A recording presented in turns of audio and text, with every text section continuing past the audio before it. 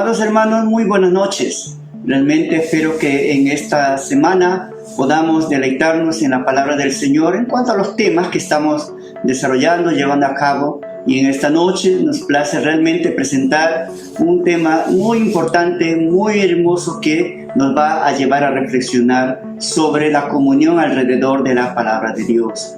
Y cuando hablamos de comunión, consideramos allí el elemento de la palabra del Señor. Teniendo en cuenta esto, vemos que la Biblia como palabra de Dios registra en su conjunto en libros maravillosas promesas de Dios, maravillosos consejos, mandatos, enseñanzas, exhortaciones y advertencias que realmente el Señor nos ha concedido para que a través de ella podamos vivir conforme a su voluntad.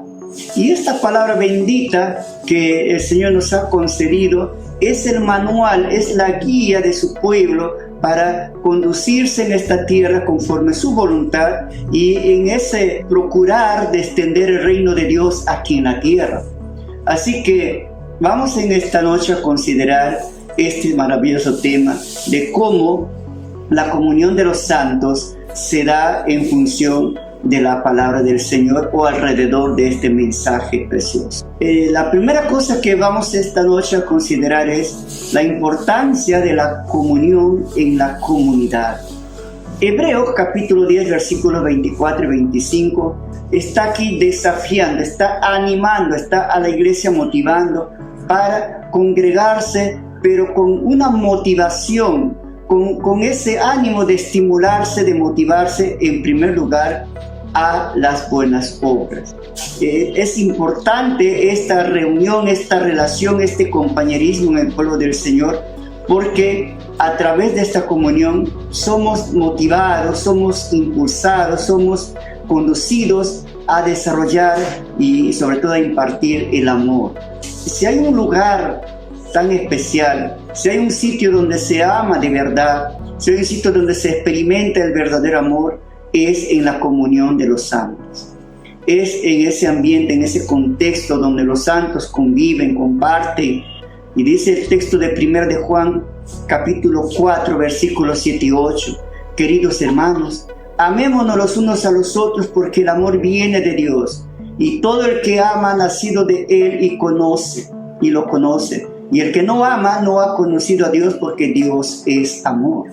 Y precisamente los creyentes hemos aprendido a amar. Los hijos de Dios podemos amar y estamos capacitados a amar de una manera perfecta, de una manera tan pura como Dios, porque tenemos a Dios en nuestra vida. Le hemos conocido al Señor y Él ha derramado su amor en nuestros corazones y ese amor lo podemos manifestar a sus hijos, a los santos.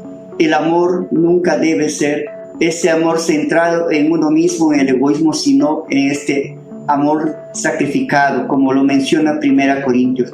Realmente nuestras acciones, nuestros afectos, nuestros sentimientos no se fundamentan, no se basan en el amor humano, sino en el amor de Dios. Y las características que describe 1 Corintios 13 sobre el amor es que este amor es sufrido, este amor es benigno, este amor no tiene envidia, no es jactancioso, no se envanece, no hace nada indebido. Todo lo contrario, este amor nunca deja de ser. Este amor no se acaba. Este amor viene en abundancia porque viene del corazón de Dios, viene del mismo ser de Dios. Y este amor nos capacita a nosotros para amar en esa dimensión, constante y permanentemente. Por eso, los hogares, los matrimonios, las parejas, las familias que han conocido a Dios deben desarrollar, deben aflorar, debe realmente en estos hogares fluir el amor en esa dimensión. Los matrimonios pueden ser sólidos hasta el final de sus días aquí, porque pueden amar en esa dimensión hasta que el Señor nos llegue a su presencia. No podemos expresar o manifestar que el amor se acabó, el amor terminó, porque realmente nosotros estamos dotados, capacitados por el Señor con su amor para poder amar en esa dimensión. Y este amor se debe fundamentar precisamente en el amor que viene de Dios, y en el amor que yo doy a Dios, y en el amor que yo doy a mi prójimo. Por tanto, debemos amar en esa dimensión. En segundo lugar, somos motivados y estimulados en esta base de la comunión a las buenas obras. El servicio mutuo y la labor, el accionar entre los unos a los otros es la razón por lo que hemos sido salvados.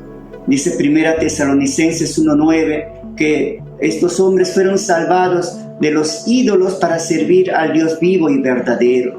El Señor nos salvó para servirle, y el Señor precisamente preparó buenas obras, como dice Efesios 2:10, para estar ocupados en él.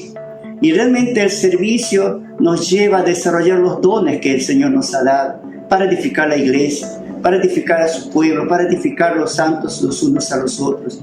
Esto debe ser nuestro accionar, nuestra razón por la cual estamos en esta tierra, para servir, como dice Marcos 10:45, que el Hijo del Hombre no vino para ser servido, sino para servir. Y esto debe ser una evidencia, debe ser una señal de mi fe, de mi vida como creyente en esta tierra, porque precisamente las buenas obras son evidencia de la salvación, son evidencia de nuestra fe en Cristo, de nuestro nuevo nacimiento. Si hay un fruto que nos caracteriza como verdaderos hijos de Dios, es el servicio, un servicio desinteresado, un servicio consagrado, sacrificado, que los creyentes deben manifestar en esta tierra.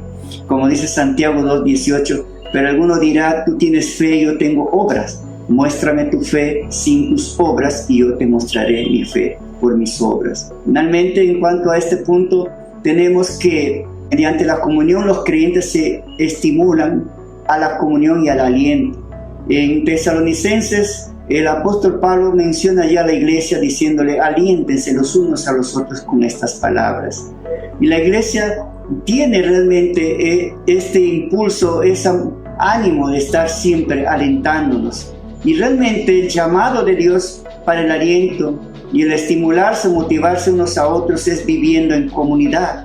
Yo no puedo motivar, yo no puedo animar a los demás si no estoy conviviendo en una comunidad, si no estoy formando parte de un cuerpo, de un conjunto, en este caso de santos, de los hijos del Señor.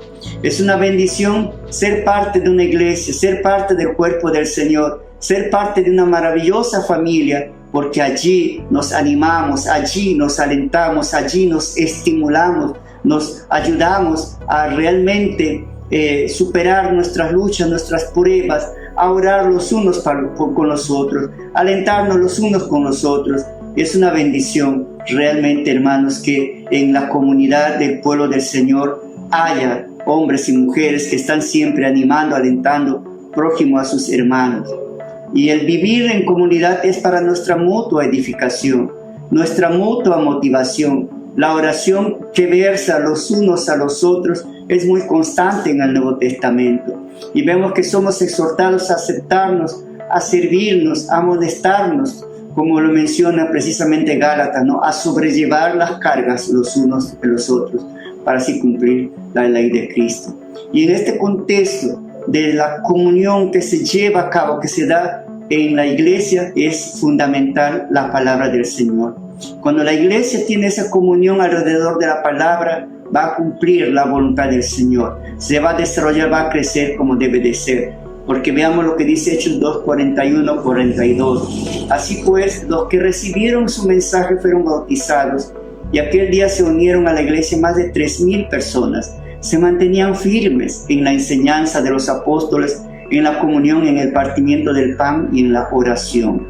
Por tanto, hermanos, la palabra de Dios era vital, era parte de aquí, de este compañerismo, de esta comunión, porque era el mensaje que ellos estudiaban, meditaban, se alentaban, se animaban con esta palabra. La iglesia en el inicio, en el primer siglo, en ese conjunto de familias, en esos conjuntos de hogares donde se reunían los hermanos para animarse, para orar, también estudiaban allí la palabra, y la palabra era la guía, era el mensaje que alimentaba la fe de nuestros hermanos.